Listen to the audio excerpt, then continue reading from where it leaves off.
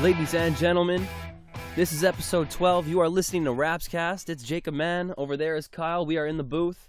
It's a beautiful Thursday morning, as it usually is when we do the podcast. Kyle, say what's up to the people out there. What's up, everybody? What's up, Jacoby? You ready to record a show? Always ready, Kyle. Always ready. I was born ready. I think we have a good one. I We think wrote so a lot too. of good stuff, listened to the fans, saw what they wanted. It's going to be a fun time. Absolutely. Let's jump right into the party. Okay, so we're going around the league, Jacoby. Mm-hmm. First thing we're going to do, have a little fun with it. Sure. We're going to make our cases for MVP. Sure. Okay? Just short. Give me, who do you think? I think my pick is the most dangerous offensive talent in the league right now. I think he's the hardest guy to game plan against, and frankly, you just have to hope you get lucky against him. It's Steph Curry. The best player on the best team, really can score basically at will this year. I've seen him take his shot and his whole shot off the dribble game to a whole new level, and he cannot be stopped. He's the reason why the Golden State Warriors are as much of a threat to anybody in the West right now as they are. You know, he just cannot be stopped. This is really an MVP season for Steph Curry in the way he's playing the game. I hope he can keep it up for years to come. He's still young, and it's really quite impressive. What do you think? Well, I really think this is a three-horse race. I'm going with James Harden, okay? James Harden this year has carried the Houston Rockets just to unbelievable heights without Dwight Howard. He's been injured for a huge chunk of the season, and they've looked like they haven't missed a beat. Lost Chandler Parsons. They're still doing great. He's unbelievable. How do you stop a guy who's essentially a point guard and a two guard in a two guard's body? Mm-hmm. He does everything on the offensive side. Yes, he has his deficiencies as a defender, but you know what? They're doing great as a team, and he's carrying them as a team to just a really high level of basketball. He does everything. We see DeMar DeRozan this year. He's getting much more versatile. That's what he's learning from Harden. Harden, I mean, there is a stigma against him because, you know, he plays give me a foul type basketball. So does DeMar, though. But he really just does everything. Really drives, scores on the drive, kicks it out to his teammates.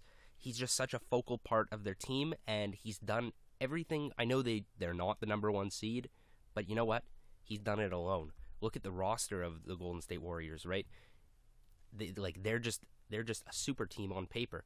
The Rockets aren't not that high yet. And he's done so much. So I'm going with James Harden. I mean, look, all three of the horses, as you mentioned in the race, are Westbrook is the other one. Right, and you can't go wrong with any of the three of them, frankly. But I think just Steph Curry is... I think he's the safe choice. The most dangerous. He's just the hardest. I'd be shitting my pants trying to guard Steph Curry as a point guard in the league. Trying to guard any of the three. True. Westbrook yes. the most, actually. Well, Westbrook's the meanest. Yeah. But in terms of the award has to go to one of those three players. I'm going with Harden. And I'm going with Curry. So let's reflect on let's talk about last week's episode. So some people they were questioning us. They were saying, "What's up with Chuck Hayes? What's up with Chuck Hayes? Why do we talk about him?" Well, we love Chuck. We love the guys who the unsung heroes of the Raptors locker room, the guys who come in professionally and give us every few games a couple minutes that they really need, and they bust their butts doing it. We love Chuck Hayes around here, man. He just seems like such a family man, and such a team-oriented human. We love guys like that, the real glue chemists of the NBA, and Chuck Hayes fits that role perfectly here in Toronto. So, I mean, what's there not to like about Chuck Hayes, really? Yeah, I don't even know what they don't like. But truthfully, like, Chuck Hayes is kind of like an ongoing running joke between you and I. A little bit. I mean, like, he doesn't really look like a basketball player. The fact of the matter is they could put somebody in that roster spot who could probably help the team out a little bit more on the court with numbers, stuff like that. I don't know about that. Chuck Hayes is quite the player, okay? No, but seriously, you put Chuck Hayes in the right matchup, put him against a Gasol or like Joakim Noah, like a real center, that guy is stopped, okay? He gives him the lean. He puts the business on him, okay? Yeah. He is 6'6" and like 500 pounds. He's a specialist in the NBA. He's a specialist. And, those special occasions, he shines. Right there. Come playoffs, right matchup. Right now we're going against Milwaukee, but if we eventually find Chicago in the playoffs, he'll make his money. We need him. We stick him on POW, win the season. Oh, if we go against Chicago, we are dead. That's another story. So let's jump in. Not even Chuck can save us. Not even Chuck could save us. But let's just jump into quick predicts. I'm ready, man. So I thought this time, we'd start off with something a little different, then we'll go into some yes/no type things. But we're just going to talk about awards because we're a week away from the end of the season. So first, let's just start off with quickly, who do you think gets Rookie of the Year? maybe just a quick why. Andrew Wiggins, I just Agreed. don't think there's anybody close to him really in the discussion. I think he's, all the expectations have been met. He's going to be an NBA force, Kyle. He's going to be the cornerstone for that franchise for a long time if they manage to keep him. He's going to be a big-time NBA talent on both ends. I'm really impressed with Andrew Wiggins. Definitely the best rookie this year, by far, in my opinion. I definitely agree, but I mean, to me, like, if I was Andrew Wiggins, I wouldn't really feel like I really want it, because it was more like he started a race and then someone shot out everybody else running in the marathon. Yeah. I mean, Jabari Parker, Right. injured all season. Joel Embiid, injured all season. Everyone who I thought really had a chance. Julius Randle, too, injured all season. But don't take anything away from Wiggins. He did, you know what I mean? Well, I mean, you deserved it, but I mean, your competition was, supposed to be a lot harder than it was. I suppose. Yeah. I mean, don't get me wrong. I think who's he's to gonna say get that even if they were in the league, they'd put up better numbers than Wiggins? I mean, Jabari was playing way better basketball than Wiggins in the first half, but I mean, Wiggins really erupted in the second half. Yeah. So we don't know. He deserves it, and just from an absolute standpoint, he is playing great basketball. So yes, he deserves it. But it's just, as a basketball player, I think, like, I would thrive in the competition and knowing I really beat my peers, and it's a shame because all the peers that I was really competing against aren't really in that race. Well, he still beat some peers. Yes. Marcus Smart, namely. Real quick though, if you're, does the team you play on factor into a Rookie of the Year decision? Yes and no. I mean, I don't think really, because I think Rookie of the Year is sort of a wash because the people on terrible teams, the rookies on the terrible teams have a huge advantage because they'll play more minutes. Mm-hmm. But if you are a rookie put on a good team and you play large minutes and you could get those numbers, personally, and I would think the people who make their votes too would see that as better, because not only are you putting up decent numbers, even if you're putting slightly less numbers, but you're playing a meaningful part on winning basketball rather than, all just gaudy numbers and you're still losing games. So it's basically a case for Jabari Parker, essentially. Yeah, I mean, that is a case for Jabari Parker, but Jabari Parker will not win it because he's been injured all season. Yeah. If he stayed all season, I don't know. It's too much speculation, but he would have. If we voted midway, I would have voted for him easily. So who's going to get the Defensive Player of the Year? Why don't you kick this one off? I'm going Draymond Green.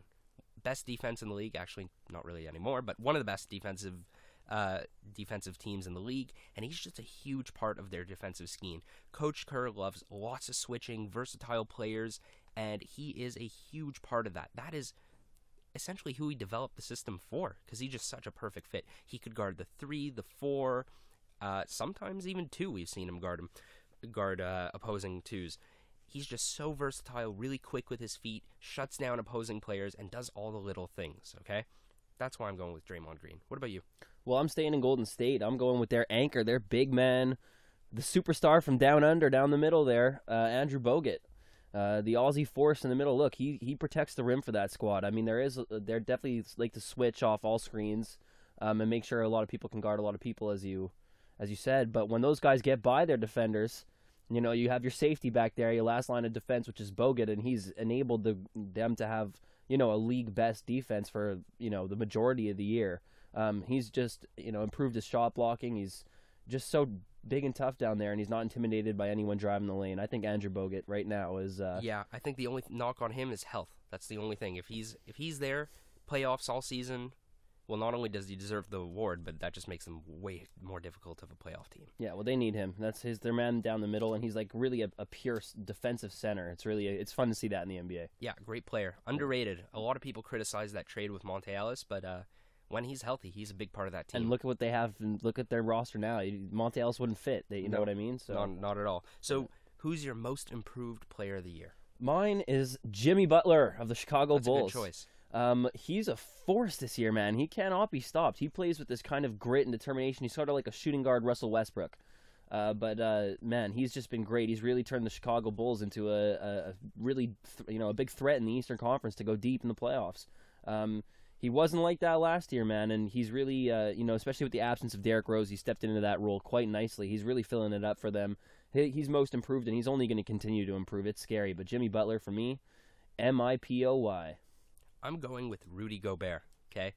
You know what's scary about Rudy Gobert? He could have been an OKC Thunder. He was traded draft night, and that would have been scary. Yeah. But this season, he just erupted. As soon as Enes Kanter left, unbelievable defense. I mean, he brought Utah from nothing to they're first in the league in defense right now. I know it's a really short span. It's like 15-ish games, so it could be a fluke, but the guy's incredibly long, blocks shots at just the highest rate I've ever seen, rebounds, catches lob dunks. I mean, he's unbelievable. Yeah. He's just goddamn He's a freak. unbelievable. He's a freak of nature. He's 7'2", huge wingspan, and he's just so much farther ahead of his development than we all thought. We thought he was a really, really raw prospect and drafted just because of potential and length. He's playing excellent basketball. Really good defensive principles, has a high IQ for the game, likes playing, tough competitor, and he's just done so much for the team. I mean, I think he's a large part where they might be ahead of their rebuilding plan by a significant amount. Mm-hmm. So let's talk about the sixth man. I want to kick off sixth man. Oh, all right, okay. For my sixth man, I'm going with sixth man Lou. Okay. Lou Will. I want him for sixth man of the year, and trying to be as unbiased as possible. He deserves it, okay? When he came here, Kyle Lowry told him one thing.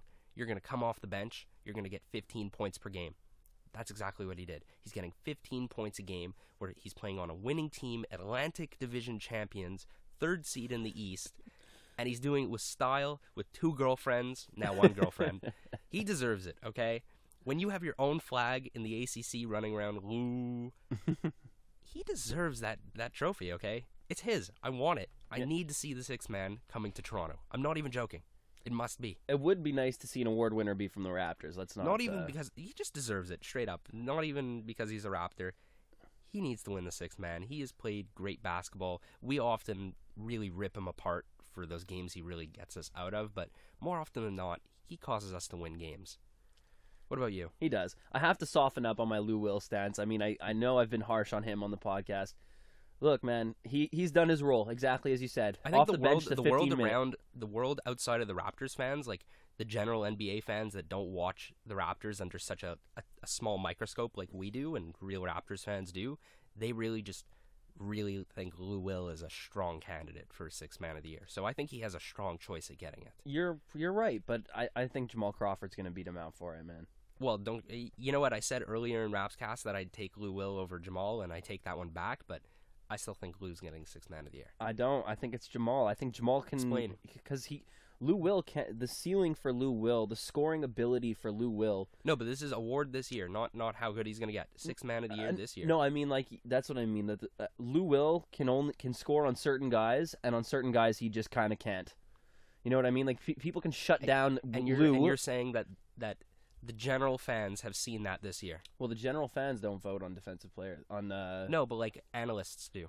Just general analysts. What I think is that Jamal Crawford can score on anybody in the world at will. Yes. And I don't think Lou done Williams that this can do year that. more than Lou Will. Yes, I think so.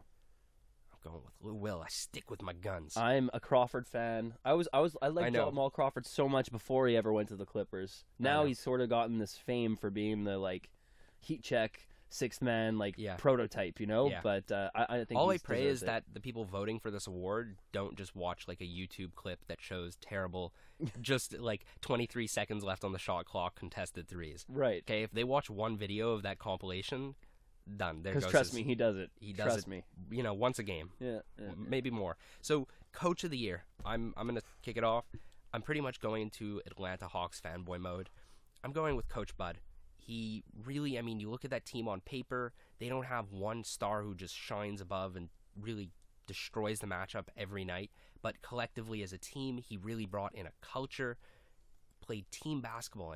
He didn't make it cool again, but, he really helped make it cool again.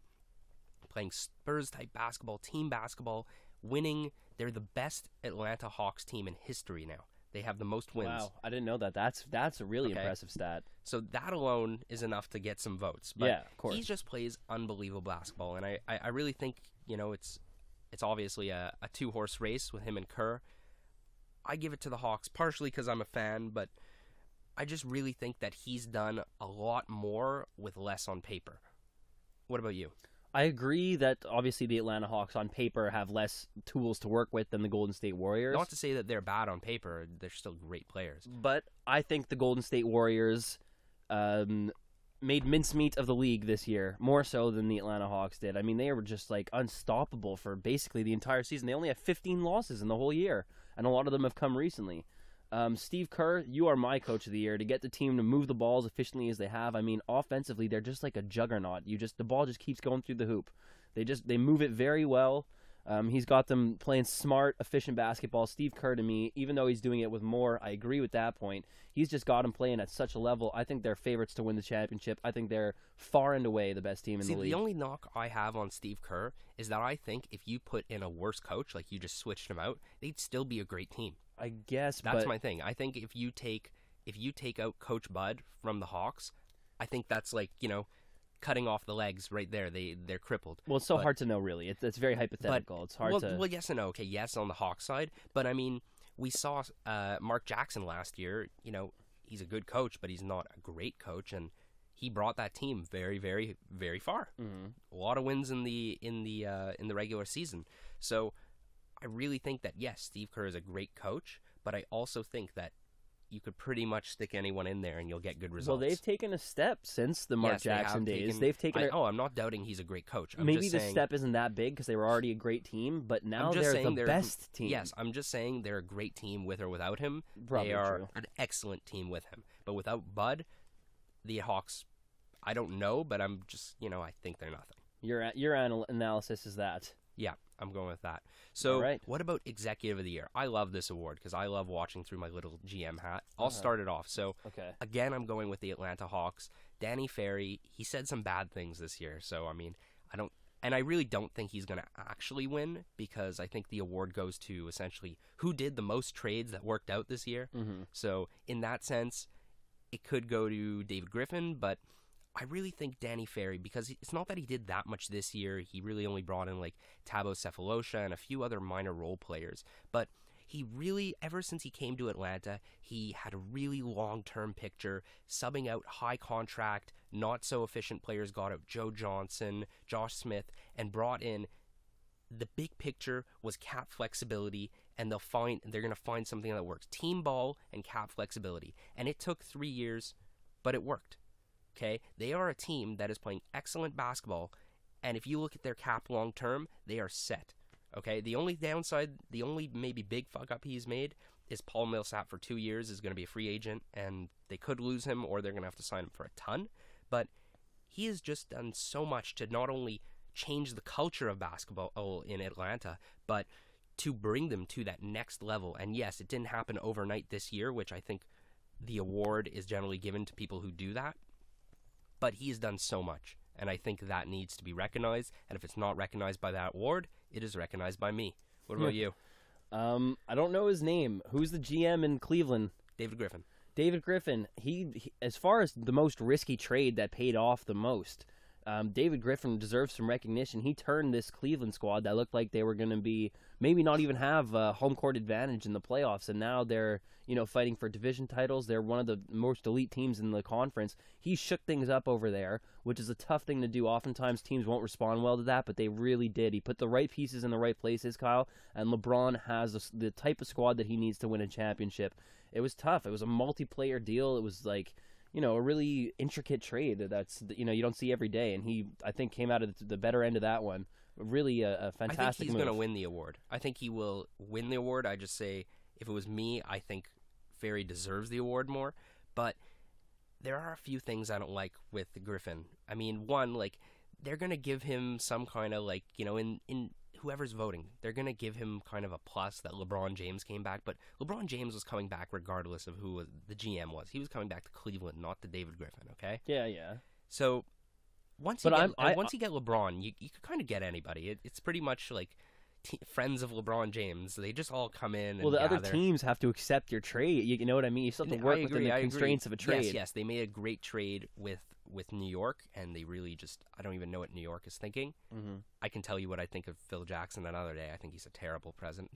But again, I think he also kind of kiboshed a trade with Kevin Love, losing Wiggins. We spoke about that last week. And yeah, I think he'll get the award. I think he deserves the award. But I just want to throw it again. I think Danny Ferry deserves it more. He's done a lot.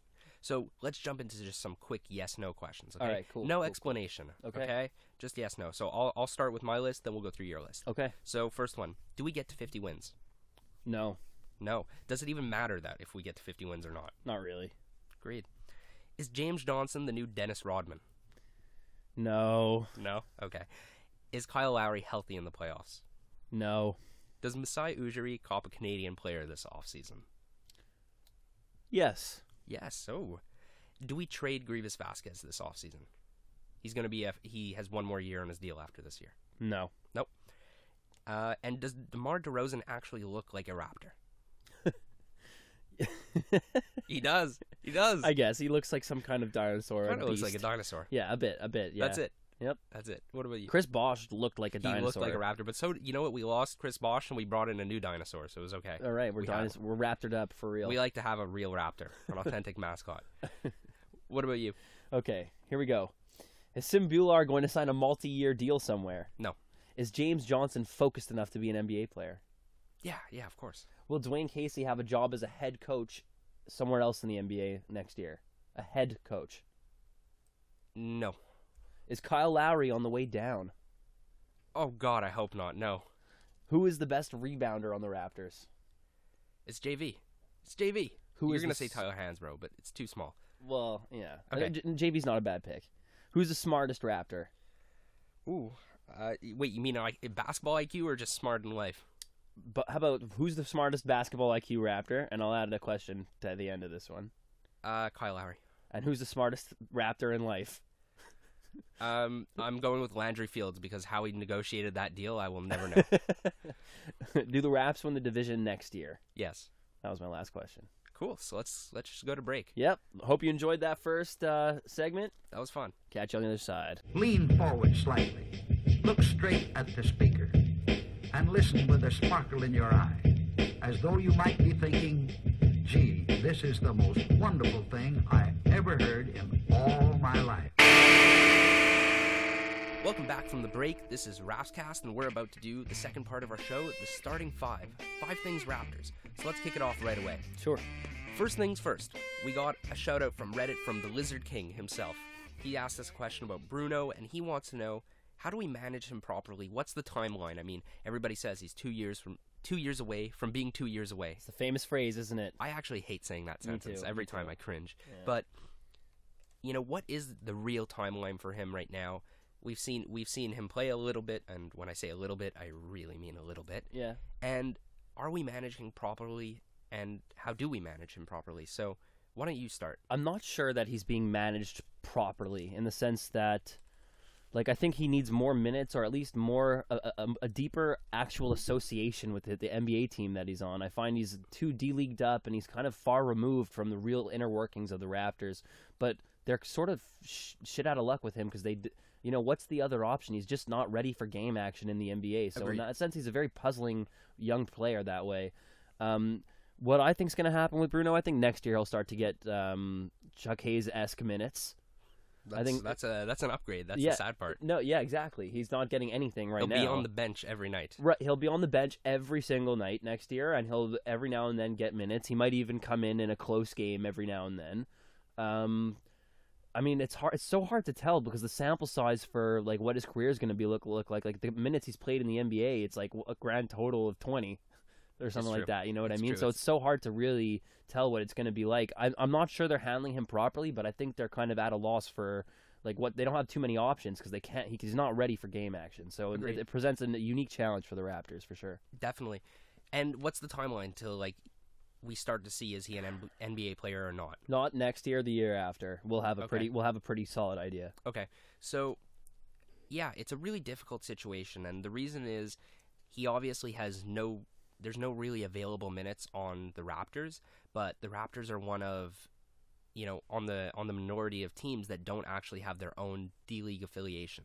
So that's a really big issue, if you really think about it, for the development of young players. A lot of players, let's think like the San Antonio Spurs, they have their own D-League affiliate team. They could send players down, and not only will they be in charge of how the team runs, like get control of who's playing how many minutes, so you can ensure that Bruno will actually play, but they treat it like an extension of their own organization. So they run the same plays, the same style of coaching as their thing. That's an amazing idea.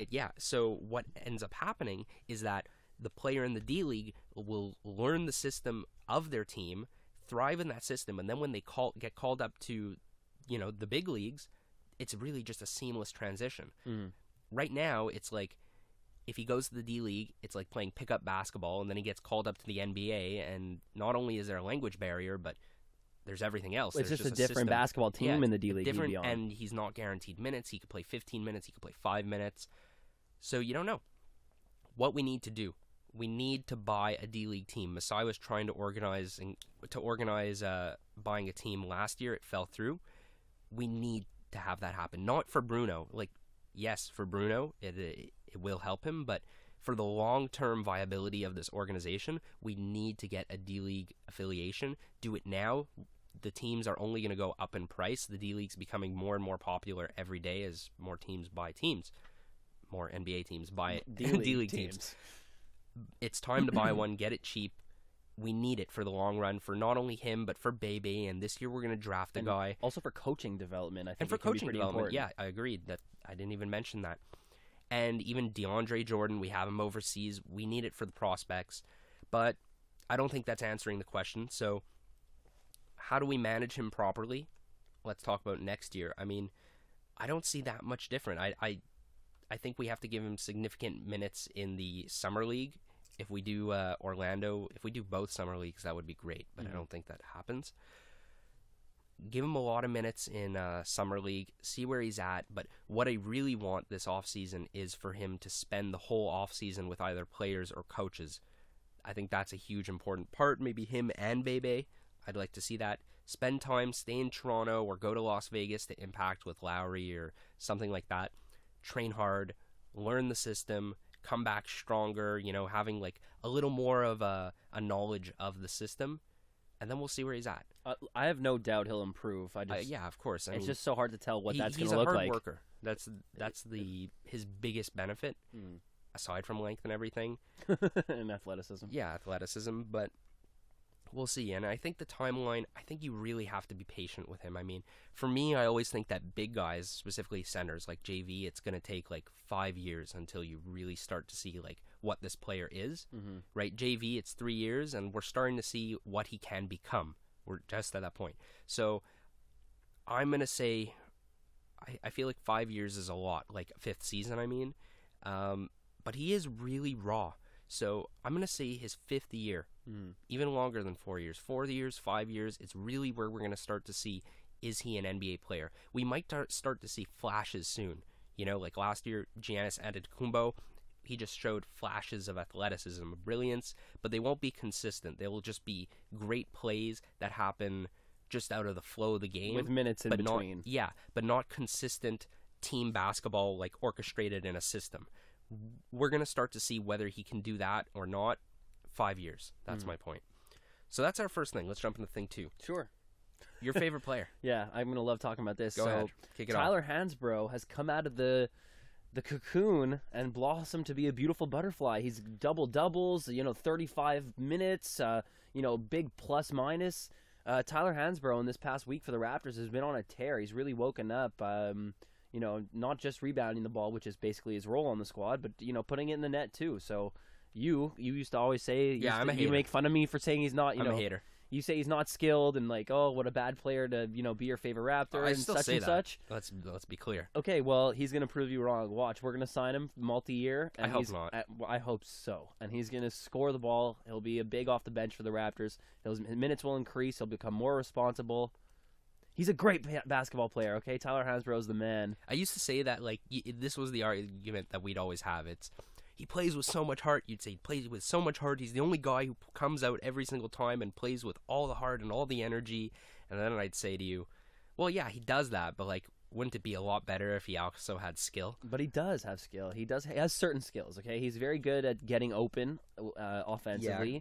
And he can catch and finish good. Like he finishes strong with two hands. He's tough now. He's a little more, I think, athletic than he was when he entered the league. He's I think a lot of he's this got is a just niche in the not game NBA. planning. Yes, he does have a niche, and I think he'll continue to be an NBA player. But I think a lot of this is just due to bad game planning from the other team. I mean, you just can't cut credit to no, to no, Mr. I won't Hansbrough. give him credit. Okay. No. Okay, I'll give him credit. I won't be a complete ass, but I think a good part of this is, do you remember Linsanity 2 years ago? Yes. And Linsanity was really just, you put a guy who's a bit of an unknown, and I'm not saying he's that much of an unknown, but put a guy who's an unknown, give him incredibly high minutes, and see what happens. For the first month, it took teams 2 months to kind of figure him out. And then, now look at him. He can't do that anymore. So I think putting him on the starting lineup, when teams go up against the Raptors, they just say, okay, Tyler Hansbrough, he's going to try to foul you, and not really game plan for him. And he's taking advantage of that. Yes, he's getting open. Well, but he's a better player than people are giving him credit for then. Agreed. I agree. He is a better player. And you're one of those people. I am one of those people. He is a better player than we're giving him credit for. And when you leave him open, he'll score. But if he keeps playing this way, they're not going to leave him open. And then what distinguishes a good player versus a great player is once the other team realizes, how do they adapt? Because soon enough, teams aren't going to leave him as open. Yeah, but I don't know if they're doing it by design. I think it's just, you you have switch a lot here, of, you switch this and here. that happens, and people get lost on defense. It's just the way of the game, I think. Part of it. But part of it is there's a guy named DeMar DeRozan on the team, and you got to focus more on him, right?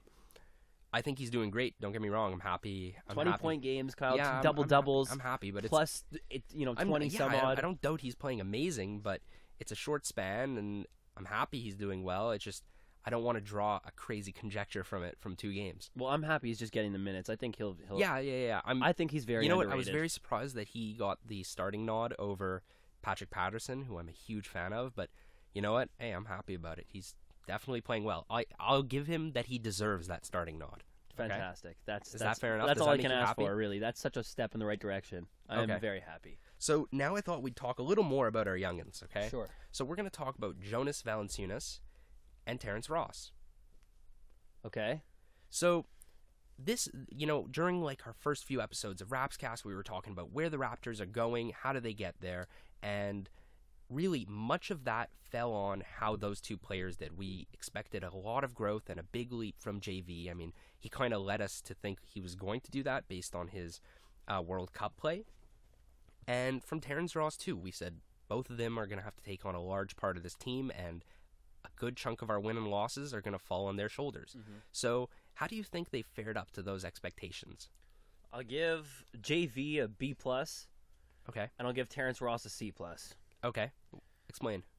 JV has done his job for the Raptors, okay? He's Okay. a big, active guy in the lane. He grabs offensive rebounds, and he's just he's just active. He wants to be part of every play on both ends. Yes. Whether it's chasing down an offensive rebound or, bothering somebody on the other team who's trying to shoot the ball. He's stepped in and he's done his job as the center of a good team. Yes. Terrence Ross has had some growing pains. I know he's coming For off. sure. He just had a very big game the other night, but he's really having trouble creating his own shot and playing within the flow of an NBA game. And lots of consistency problems. He has issues passing the ball. He has issues, scoring any other way than ISO or a lob dunk. You know what I mean? So, or a catch and shoot 3-point shot. But I wonder if he'd be better on a faster paced team. maybe maybe. He's built to run, man. That guy he's a freak athlete. Yeah. But it's not working out for him as a Raptor. I hope it can change. But Well, I don't know about that. We'll see. It's too soon. right to say now, that for I'd me. say it's a broken relationship. Frankly, I just don't think. I hope not. I hope not. Like I think his ceiling is high, but I don't know. He's sort of one-dimensional offensively, so I think that's something he really has to work on. So I think that what I wanted to talk about is how do they live up to our expectations? And JV has certainly improved this year. And I think we kind of put him on a pedestal. We really thought he'd come in and just be a dominant force every night. And that certainly has not been the case every night. But for a large part, he's been a lot better. He scores the ball at will, essentially. I would say the biggest problem offensively is that we don't give him the ball enough. Mm-hmm. Give him the ball 9 times a game, something like that. He'll get you 15 points. And great. He still hits foul shots consistently. Could really score for you at will. And a big knock on him was his passing. He's still not a passer for a center, but, he's shown that he's able to pass the ball more. It's not if you give the ball to him, it's a dead play and he'll finish it. Mm-hmm. And that's all I could ask from him. So the other thing about JV that we got to talk about is on the defensive side. And certainly there, he hasn't exactly lived up to those expectations. I mean, we really just put him on a pedestal, but, for a large part, he hasn't been great defensively, but I think we over-exaggerate it too. I mean, you know what? Maybe a lot of it is that I find in the latter half of the season, he has gotten better. He is blocking a few more shots. He's being a little more of a presence, especially with Amir out. I really like how he's playing, and maybe a lot of his defensive deficiencies kind of come from Dwayne Casey not trusting him. But I guess the overall point for him I'm trying to make is that we really thought that he'd just come in and be like a borderline all-star this season, and it hasn't been the case, but I don't think that's enough. Like, we shouldn't be sad about that, because he has taken a step in his development, a discernible step, and I think he and we as fans should be proud of that. He's playing excellent ball, and it's enough for me to think, and as I've told you many times, I still think he is going to be an unbelievable center. I think he is probably the highest potential person on our team currently. Hopefully that pans out, because, let's flip a coin. Because we kind of need it. We kind of need it, and you don't just know for sure, but I really think that he is still showing us that he could be the best player on this team. Yeah, I would have to agree with that. I think he still has a lot of things to improve. Just passing the ball and his offensive awareness, just knowing what move to go to when. Yeah. And also just his willingness to shoot the jump shot. You know, he shies away from it a lot. He loves to throw that pump fake up, but guys are going to stop biting if you never actually shoot the ball. He hasn't done it that much anymore, though. I got to say, he's scoring really well. I really like how he's scoring. He's scoring efficiently. But, also, I liked what you did. You gave a grade. So I'll give a grade. I agree with your B+. B+ for the grade, and don't be sad about a B+.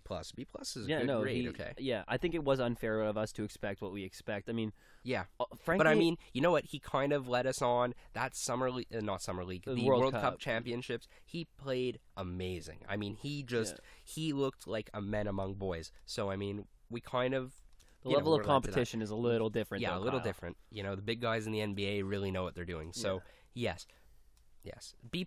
Terrence Ross. You know what? That C+ seems fair, maybe even generous. So I'll stick with it. I like the grade. And just to talk about it a little more, we really also expected growth from him. I mean, we wanted him to be that 3-and-D guy and also be able to drive it.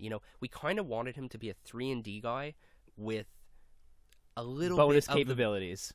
No, but with a little bit of the handle or court vision that James Johnson has. That's what I think my vision for him was this year. I mean, maybe not to that level of James Johnson. But you wanted him to be a ball handler. A ball handler, yeah, a little more. Drive it to the net, that type of thing. Mm-hmm. And he certainly has not done any of that. He certainly has looked worse on the defensive end largely this season. And the only redeeming thing is his three-point shooting.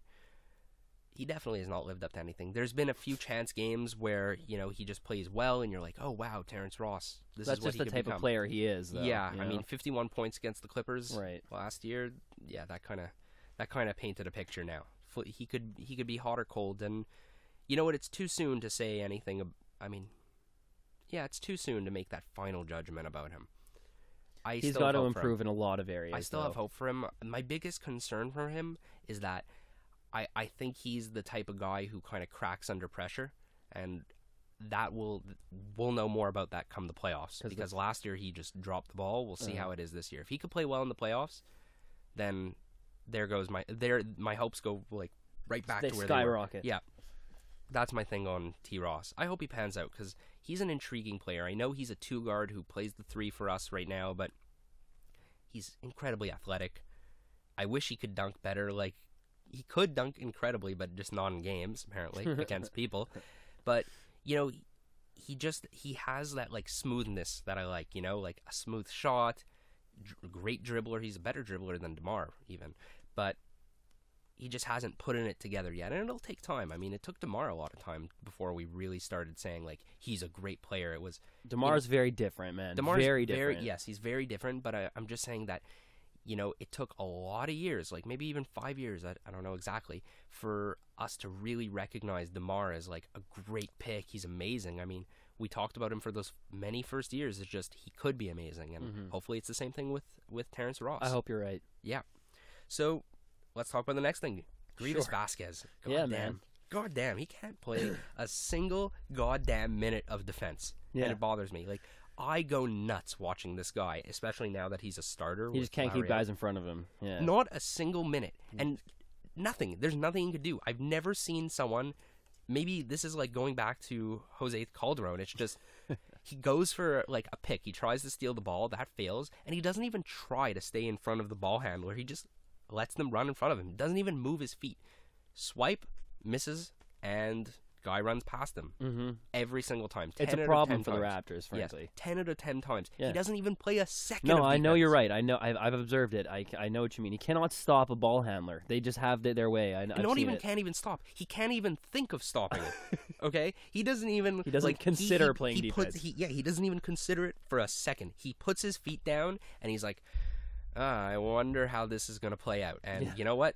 He's just thinking that, and the guy's passing him. By the time he looks right, he's like, oh, already gone. Okay, on to the next one. I think a lot of the Raptors' problems defensively this year, which has really been the area that they lack the most in, has been inabilities to guard point guards. Yes. In this modern NBA, you've got to restrict a point guard's movement on the court. He cannot have all the options available to him on every given play. I agree. And with Grievous Vasquez there, it takes a little dribble move, and now he's in your rear view. It takes not even a dribble move. It takes one step. Okay, and then he's right behind you, and you can have the whole court is at your disposal.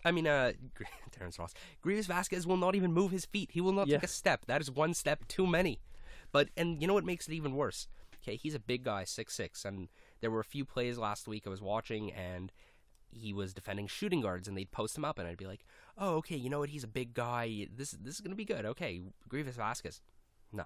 He just can't. He just couldn't even play post-up defense against point guards or shooting guards. Not even a hesitation. Just a little spin move, completely open, score. That's the stigma on South American guys. That's the stigma? They can't defend. They're not tough. I didn't even know that. Yeah. I didn't know that. I still like him as a player, and I hope he's a Raptor. But, it kind of brings to me, Dwayne Casey wanted a third point guard at the beginning of this year. And I think that's a need that we have that people don't really recognize. I don't think it needs to be an amazing point guard, but I'd love to find, maybe not through the draft, I'd rather like a veteran. For example, Andre Miller, if he Andre could be Miller, a Raptor. but I don't think. But I think a good example for this would be Will Bynum. He just signed a 10-day contract and now signed for the rest of the year. I love Will Bynum. Yeah, he just He's really signed short, right? Yeah, he just signed with the Wizards, but he was a free agent all season. Not all season, good chunk of the season, and he would have been a good call for us. I just want a point guard that could kind of do a bit of everything, not be a liability really at anything, but more excel on the defensive side, because we know Kyle Lowry's a very good defender, but he definitely is a terrible defender against really fast point guards. So we just need a third point guard really to just put in for the defense. That's it, just for the defensive sets. So you like the 3-point guard model? I like the 3-point guard model because I see Grievous Vasquez now as more of a 2-guard. Right? I think he's a great complement for Lowry, lets Lowry play more of the shooter, but I think he's a better at guarding that 2-guard. So let's talk about James Johnson. We'll finish up the starting 5 on a high note. Yes. James Johnson has red hair. He's a ginger. He's joining my club. Yeah, well, he's like a different kind of ginger completely. He's like a bright Flaming fire engine red yes. ginger. My goodness, it matches the jersey. It matches the Raptors red, kind of. Well, that's what it was supposed to be. Oh, it was? Yeah. I thought he just, Yeah, that was the intention. He was down for a change, I suppose. I have no idea. Yeah. So when asked about this, he just said, we're going to the playoffs. I thought it was a good new look.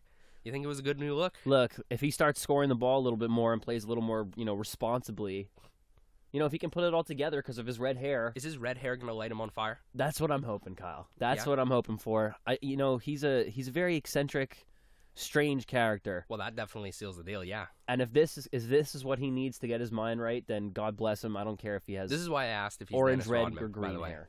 Red His hair? Yeah, Yeah. well, he's a bit more skilled than Dennis Rodman. So, What? Yeah.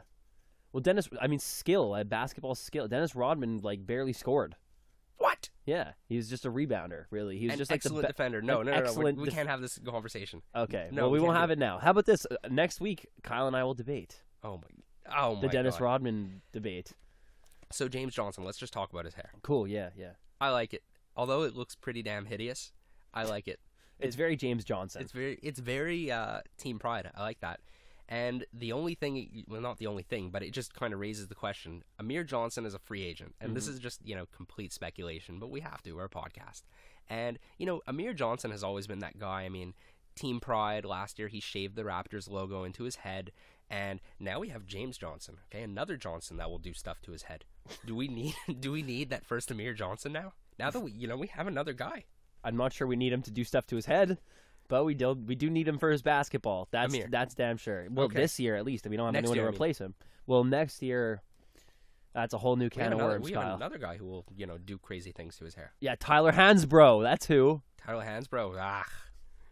No Tyler Hansbrough. But yes, I think the double Johnson model is in Toronto. Yeah, I agree. But I like the hair. You know what? It's cool. It's actually just goddamn hideous. But you know what? I'm happy. Yeah, I'm a fan. All for the team. Sacrifice your looks for your team. I'm a big fan of that. Yeah, so let's just jump to another break. Yeah, James Johnson, we love the caboose on your head. But we got to go to break, and we'll see you in just a few short seconds.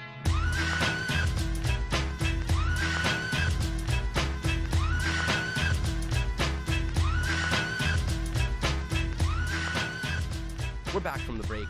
We're going to do our last part of the show. I think it's our favorite part of the show. So, first things first, be a GM. And this week, we're not going to be a Raptors GM. We're going to be the GM for, or just, the exec squad for the OKC Thunder, because they have an interesting question they have to ask themselves. The question is, Enes Kanter is going to be a restricted free agent this offseason, and he's probably going to command a lot of money. And the OKC Thunder have traditionally not wanted to pay very much. Think Reggie Jackson, they didn't want to pay him max. Think James Harden, they lost their shirt on that one. So now there's Enes Kanter, and he's playing really good basketball. He's been averaging like 20-ish points, 13 rebounds in a span of 20-ish games, something like that. Sure. So the question is, are you going to pay him? Are you going to give him max dollars, something like that, in that range? I mean, they have a window right now, Kyle. They've got to put pieces in right now to make this a championship, a team that can actually think about a championship. They have these two ball-handling guys on their team that are, upper echelon players in the NBA, and they've got to capitalize while they're still playing this way. Yeah. So I think they should give Enes Kanter max money. I think he's a great player, and frankly, having a big in that system who can turn like broken plays or offensive rebounds or late shot clock possessions into points can really be, can really put them over the top. I think they need a big, frankly, who can play some offense. Agreed. And he's that. The one thing that he lacks, I think, is defense. 100%. Which is also a big need of theirs, of course. They need somebody to protect the rim. Yeah. They've got the perimeter defenders, but they don't have, besides Ibaka, they don't really have that big body in there. At least they're missing one. Yes. And I'm not sure Enes Kanter provides that toughness defensively, but scoring the ball, he's almost as good as they come for a big man in this league, and he will help them tremendously. Not only having perimeter ball handlers, but now an inside threat will, I think, put them over the top. Okay, so for me, if I'm thinking about it, there's a number of things I'm considering. One, he is excellent offensively, but they have two great offensive players and a few on the bench that are a little underused, like a lot of good role players who could score on the bench. Excellent offensively, but more importantly, he just somehow developed overnight chemistry with Russell Westbrook. Great fit on the team, likes being a Thunder. So he wants to be there, and he's a good fit. So yes, I want him back on the team. The thing is, as you mentioned, not only is he not good at defense, he's pretty damn terrible at defense. So do I want to pay a guy who's just going to be a one-sided player around $15 million a year? And to answer the question, I think in their case, they not only should they, I think they need to. And I think what they need to do realistically is let the market set his price, match the contract. Okay? The only downside of that is then they're going to take him for 4 years rather than 5 years. But you know what? They need to get him back, and they need to pay whatever high price that is, because Kevin Durant is a free agent next year, and they have his bird rights. They could re-sign him, so they don't need to worry about that. But they need to show him, they have to start wooing him, that they're willing to pay what it costs to win a championship. Because if I'm him right now, the OKC Thunder, they're a great team, it's a great city, and he likes it there, but they're a team that is not willing to do what it takes to win a championship. And ultimately, that's what he wants. That's where he wants to go. So he's going to want to go somewhere that wants to win a championship like him. They can't say, we want to win a championship on the cheap. That's not what the Miami Heat does. That's not what teams generally do. They have to pay the cost. And if they're not willing to do that, I understand they're a small market. But KD might walk. So they have to do this as a statement. And hopefully he's worth it. I mean, if I was to set $1 for him, it would be higher than $10 million. It would be around 12-ish. But they need to do it as a statement to KD. Isn't it so crazy how some players in the NBA are so good, you have to give the other guy $10 million to please him, sort of? Yeah, that's crazy. exactly it. They need to, and you know what? Good for Enes Kanter, because right situation, he's going to get more money. Yeah, think possibly about it. just If because his of that. contract, if he had stayed in Utah and his contract expired in Utah and he's looking for suitors after Oh, that, he's getting way more. He's getting He's going to double the amount he's making just because of that trade, essentially. Exactly. And So- because of KD. If what I'm saying does hold, Mhm. he might make a few mil extra a year just, because the OKC need to please KD. It's really important. So, I think it's time for our favorite part of the show. The King of the North! King of the North! The King of the North! The King of the North! The King of the North! The King of the North! The King of the North! The King of the North! The King of the North! Oh my goodness, it's his second I King know, of the North nod this year. This is great. Kyle's rolling in his chair. He can't believe Hey, I it. nominated him. Look, Tyler Hansbrough, man, you are the King in the North this week. Look at you. You exploded. I mean, I think 3 double-doubles, 20-plus point games. You've been a real plus for the Raptors this week and a otherwise pretty disappointing week for Toronto Raptors fans. Yep. You are a bright spot, my friend. We love what you're doing, and you, sir, are the King in the North. Congratulations. That was well said. Yeah, you know what? You straight up deserved it. DeMar, he played great, but you came into starting minutes, played excellent ball. He rose I to gotta the say, occasion. Rose to the occasion. And you know what? Credit is due. You get the King of the North, my friend. And now on the flip side of King in the North, for every yin there is yang. It's the scumbag of the week, as presented by Kyle Miller. Kyle, Oh who my is your God. scumbag? So this yeah, we're week? doing a scumbag of the week. Yes. It's got to go to Dwayne Casey. Oh, Straight yeah? up. And here's my reasoning. Okay, we were losing that game against the Nets. Big fourth quarter. Actually went in overtime, but big loss, a heartbreaker. And oh no, it didn't go in The overtime. Nets game didn't go. Yeah, I was it just didn't thinking, go. Yeah, I was just thinking about that. It was Boston. But where was Sir Charles? Where was he? Brooke Lopez was everywhere that game, and Yeah. JV did a pretty good job. But where was Chuck Hayes? I saw him sitting on the bench. You gotta realize the length difference, though. I don't care. I don't care. You want the lean. I want the lean. I want to put the body on Brooke Lopez, okay? I saw him there. He was sitting in civilian clothes. Where was his jersey? I wanted him to go to the scoring table, strip down, and get right on that floor. And where was he? Nowhere. Broke my heart. Yeah, Dwayne Dwayne Casey's Casey. got his weird ways of operating sometimes. You scumbag. Scumbag of the week, Coach Casey. Yeah. So I guess this is the end of the show. That is that. It's yeah. been a good one. It has. We had fun. We always have fun, eh? Yeah, but I think this was a great episode. Fantastic. Yeah. Well, let's see if the people agree. Yeah, so anyways, just close things up. So big shout out to Lizard King asking us a question. Big shout out to the whole Reddit fam. Yeah. Everyone who leaves comments and upvotes and just, the Rapscast community, however small. We love you guys. Yeah, love it. Spread the word. You know it. As always, you can follow us, like us, subscribe us. We're pretty much everywhere. We're on YouTube, as you know. Subscribe us. Facebook.com/Rapscast. Rapscast.com is Tumblr. You can follow us there. And thanks for all the comments. Rapscast out. See you Episode next 12. week. Woo!